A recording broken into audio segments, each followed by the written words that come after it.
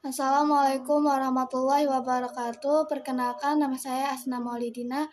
Saya dari Universitas Pecasakti Bekasi. NIM saya 2892150195 dari Fakultas Ekonomi dan Bisnis, Prodi Manajemen kelas C Malam semester 1.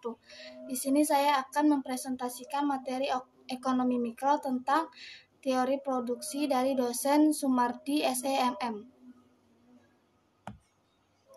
Nah, di sini saya akan menjelaskan pengertian produksi, yaitu proses mengubah input menjadi output. Produksi meliputi semua kegiatan untuk menciptakan atau menambah nilai atau guna suatu barang dan jasa. The organization of production, yaitu ada short run atau jangka pendek, adalah periode waktu di mana hanya beberapa input variabel yang dapat disesuaikan. Dalam short run, faktor-faktor yang tetap seperti pabrik dan peralatan tidak dapat diubah secara penuh atau disesuaikan. Yang kedua, long run atau jangka panjang adalah periode di mana semua faktor yang digunakan oleh perusahaan termasuk modal dapat diubah. Fungsi produksi satu input variabel. Yang kedua, fungsi produksi satu output dua input. Next. Selanjutnya, fungsi produksi. Hubungan antara jumlah output Q dengan jumlah input yang dipergunakan dalam proses produksi X1, X2, X3, dan sebagainya secara matematis dapat dituliskan sebagai berikut. Q sama dengan F buka kurung X1, X2, X3, dan seterusnya, di mana Q sama dengan output dan X sama dengan input.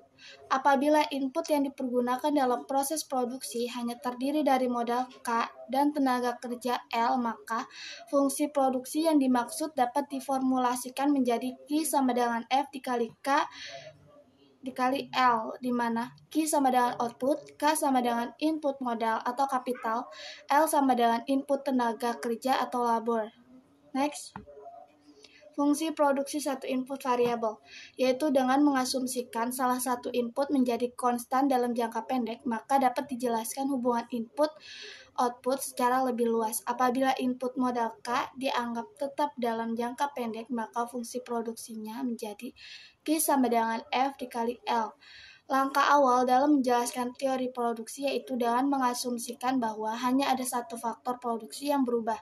Para ekonom awalnya mempelajari teori produksi dengan meningkatkan pemanfaatan tenaga kerja pada sebidang tanah yang tetap akan mempengaruhi output. Jadi, dalam analisis tersebut diasumsikan bahwa faktor produksi lainnya seperti modal, tanah, dan teknologi dianggap konstan. Dengan demikian, satu-satunya faktor yang berubah adalah tenaga kerja. Next. Fungsi produksi satu input variabel. Yang pertama, produk total atau total produk, yaitu keseluruhan output yang dihasilkan dari hasil penggunaan sejumlah faktor produksi tertentu. Yang kedua, produk rata-rata, yaitu produksi yang dihasilkan oleh satu orang tenaga kerja atau input variabel. AP sama dengan TP dibagi L. Yang ketiga, produk marginal atau marginal produk, yaitu tambahan produk yang diakibatkan oleh bertambahnya seorang tenaga kerja dan sebaliknya. Tabel pengaruh perubahan tenaga kerja atas produksi beras. Tanah 1, tenaga kerja 2, produksi total, produksi rata-rata, produksi marginal, dan tahap produksi.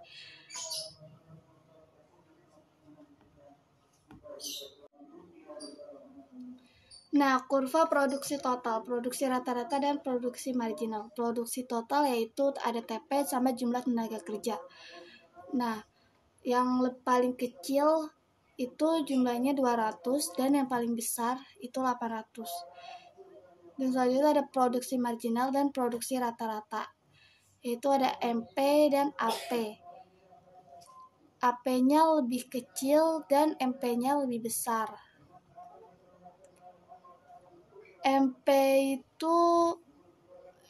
MP-nya itu lebih besar dan AP-nya itu lebih kecil karena 100 banding 4, kalau MP 200 sama 8.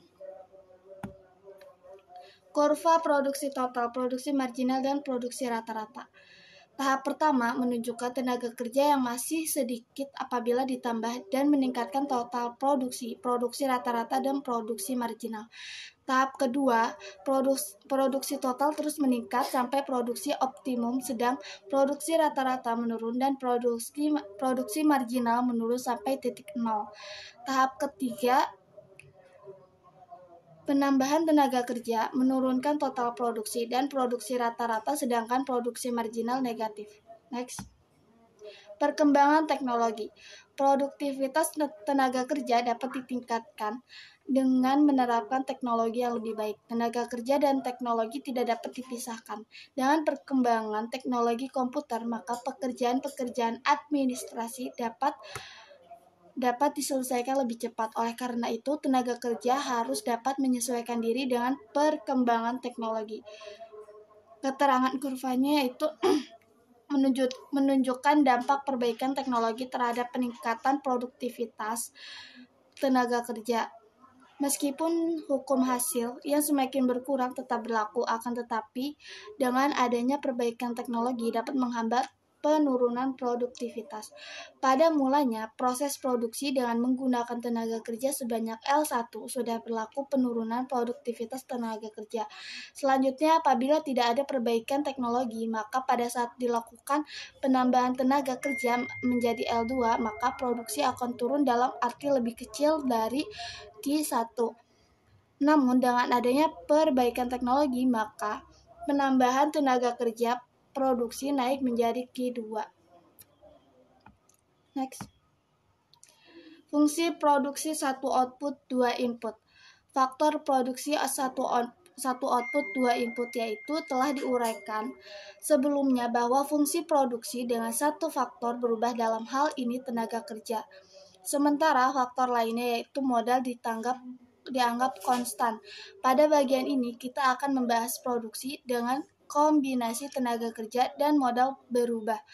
Pada bagian ini akan diuraikan bagaimana perusahaan memilih kombinasi tenaga kerja dan modal untuk memproduksi output yang sama. Jika dua input yang digunakan dalam proses produksi menjadi variabel semua, maka pendekatan yang sering digunakan adalah pendekatan isoquant dan pendekatan isokos. Pendekatan isoquant yaitu kurva produksi sama. Isoquant adalah kurva yang menggambarkan berbagai kombinasi penggunaan dua macam input variabel secara efisien dengan tingkat teknologi tertentu, sehingga menghasilkan tingkat produksi yang sama. Jadi, analisis produksi dengan dua faktor input adalah variabel, baik modal K maupun tenaga kerja L.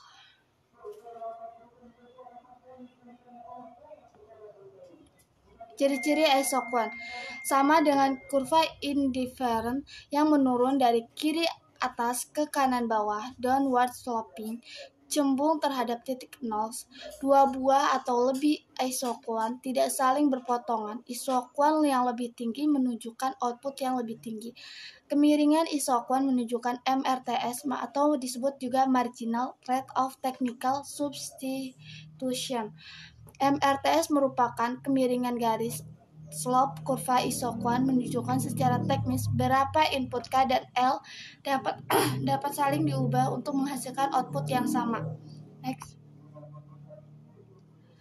Kurva isoquant, tabel tenaga kerja dan modal untuk menghasilkan 1000 unit produksi. Gabungan A, tenaga kerja 1, modalnya 6. Berarti kalau tenaga kerja cuma 1, berarti modalnya lebih banyak, jadi 6 modal. Yang kalau gabungan B, tenaga kerja 2, maka modalnya semakin kecil. Semakin besar tenaga kerja, maka modalnya semakin kecil. Production with two variable inputs.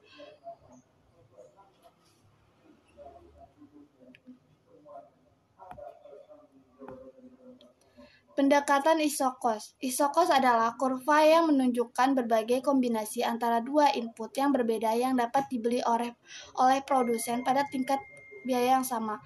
Secara umum dapat ditulis TC sama dengan PK dikali K ditambah PL dikali L, di mana TC sama dengan total cost, PK harga kapital, PL harga tenaga kerja. Berdasarkan persamaan pertama di atas, iso cost dapat ditunjukkan dengan gambar berikut. Keseimbangan produsen. Keseimbangan produsen akan digambarkan dengan persinggungan antara iso-cost dan iso-quant. Persinggungan tersebut akan menggambarkan pilihan produsen atau producer choice, disebut juga list cost combination atau LCC, yang menunjukkan kombinasi input terbaik. Keseimbangan produsen.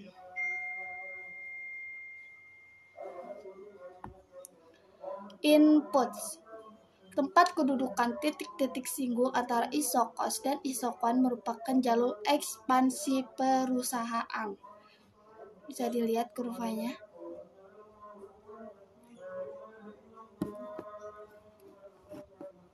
Sekian materi dari saya. Mohon maaf apabila ada kesalahan kata. Mohon dimaafkan. Wabillahi taufiq wal hidayah. Wassalamualaikum warahmatullahi wabarakatuh.